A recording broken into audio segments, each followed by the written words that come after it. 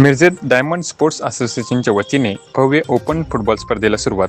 मिरजेत छत्रपती शिवाजी महाराज स्टेडियममध्ये diamond sports असोसिएशनच्या वतीने भव्य ओपन फुटबॉल स्पर्धेंना सोमवारपासून सुरुवात झाली. पहिल्या सामन्यात गडहिंग्लज फुटबॉल संघाने सांगली फुटबॉल संघाचा 3-0 ने पराभव करत पहिल्या सामन्यात विजयी सलामी दिली. तर दुसरा सामना मिरजेतील KFC फुटबॉल क्लब आणि एन्जॉय फुटबॉल क्लब सांगली या दोन संघात झाला. या सामन्यात KFC मिरज संघाने एन्जॉय सांगली संघाचा 1 गोलने पराभव केला.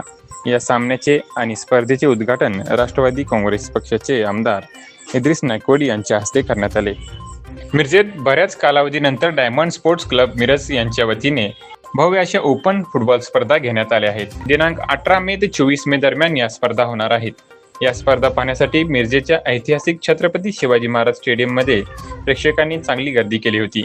या स्पर्धेचे संयोजन डायमंड स्पोर्ट्स असोसिएशनचे अध्यक्ष शब्बीर शेख, सांगली जिल्हा फुटबॉल असोसिएशनचे सचिव आतिश अग्रवाल, रमेश माने, मुन्ना नायकवडी, पीटर शेख, अली शेख, आबिद शेख, फहीम शेख, सतीश शिकलगार, महबूब शेख, शाबुद्दीन शेख, मलिक नायकवडी, दिलावर नरवाडे, खलील शेख यांनी केला. अनेक नामवंत अशी टीम्स यामध्ये भाग घेत आहेत. खरं तर मला कौतुक आहे डायमंड असोसिएशनचं, की आपल्याला माहिती आहे मिरजेत ह्या स्टेडियमची दुरावस्था काय झालेली आहे.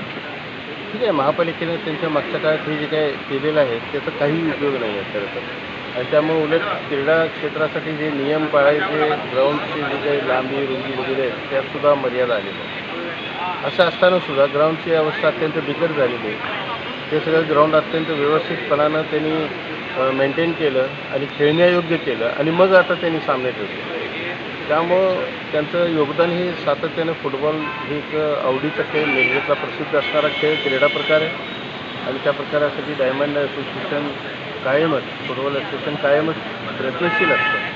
आमचे शब्बीरबाई असतील, मुन्नाबाई असतील, हे माने सर असतील आणि आमचे सर्व असोसिएशनचे कार्यकर्ते असतील, सर्वजण सातत्याने जीवापाड या क्रीडावर प्रेम करतात आणि या फुटबॉलसाठी म्हणून त्यांचे योगदान असतं.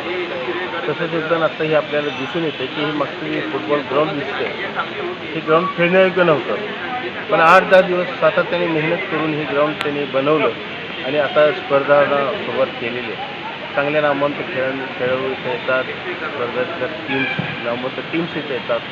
मिरजेतल्या क्रीडा शौकीनांना त्यांचा एक चांगला आगळा वेगळा खेळ बघायला मिळतो आणि मिरजेचं असणारं फुटबॉलचं नातं कुठं संपुष्टात येतं का अशी अवस्था मागच्या काळात निर्माण झालेली. पण डायमंड असोसिएशनने याच्यात चांगल्या पद्धतीने भाग घेऊन आज ज्या काही स्पर्धा सुरू केली त्याबद्दल त्यांचं मी मनपूर्वक अभिनंदन पण करतो आणि त्यांना धन्यवाद करतो.